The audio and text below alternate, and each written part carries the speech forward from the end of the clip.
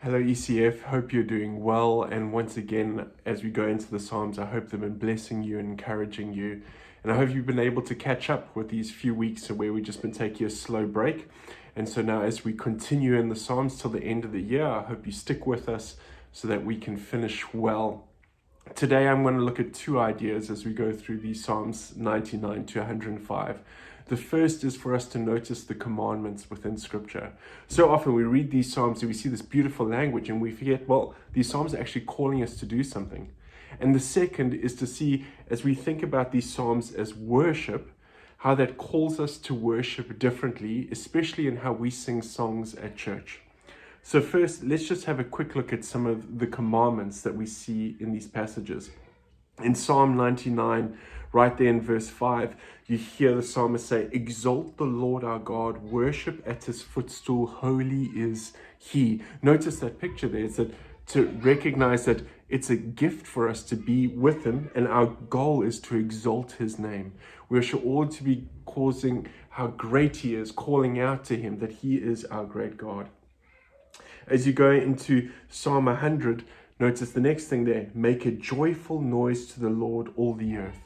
And then serve the Lord with gladness. Notice the idea of joy and gladness there. Now, I know some of you may think, well, I sing badly, so is it really a joyful noise? But that's not the concept here. Rather, the concept is the picture that, hey, when I'm singing, am I singing from a place of joy? Am I realizing that it's joyful that I'm with the Lord? Or am I always in misery and always thinking about how everything is bad? Now, that doesn't mean when you enjoy that everything is good. Notice Paul when he's in prison, but he is still joyful.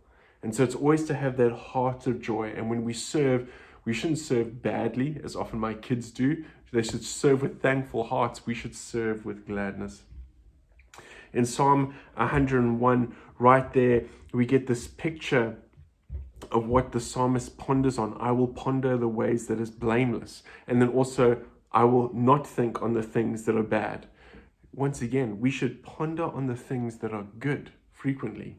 So think about your own self as you think about this commandment. Are you pondering on the things of God, or are you pondering on other things? Psalm 103 and Psalm 104 have that famous line that we see in worship songs, "Bless the Lord, O my soul." Just notice that idea there. "Bless the Lord, O my soul, and all that is within me, bless his holy name." Here's the picture once again that you are to bless God by calling upon him, by shouting his name, by worshiping him as you should. And as we think of the psalmist, especially here of David, think about how David worshiped the Lord. He didn't worship as a half attempt. He gave his full heart over to the Lord. And in the same way, we should do that. And then Psalm 105, "Oh, give thanks to the Lord, call upon his name." Once again, are you giving thanks? Think about it in your prayer life. Is your prayer life thankful, or is your prayer life only asking? Are you giving thanks daily? When you sing songs, are you giving thanks to God? And now, what I want you to think about as you come into this, and especially we see in Psalm 105, it says later, "Sing to him, sing praises to him, tell of all his wondrous works." As we think about worship, singing, although it may be weird for some of us really enjoy it, some of us it's a bit of a struggle, but part of it is we are to sing to God. And it's not necessarily about rhythm and like how good the music is, although that is nice when it's happening, but it's rather our heart's intent. So as we think about the songs that we sing, as we approach God in worship, are we approaching him and singing correctly?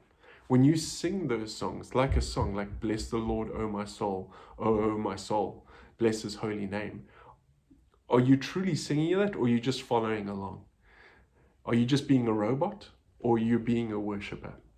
And so as you think about the songs that you sing, as you think about church, as you think about all the things that we do there, especially with singing, think, are you doing it with a worshipful attitude? Even if you just take these 7 Psalms, are you approaching worship in this way? Are you approaching with a joyful heart, a glad heart, a heart that seeks to exalt his name?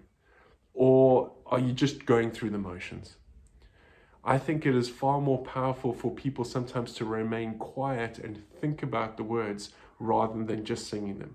Now, I'm not suggesting that this Sunday no one sings, but what I'm trying to suggest is this idea is that when we sing and think about the words, just as when we read the words, they mean nothing if we don't apply them to our hearts. And so I'd ask you to do that this week. As you read through the Psalms, see the commandments, apply them to your life. As you sing worshipful songs, as you even just sing these Psalms, sing them with the right worshiping attitude. Have a wonderful week, ECF, and see you next time. Bye.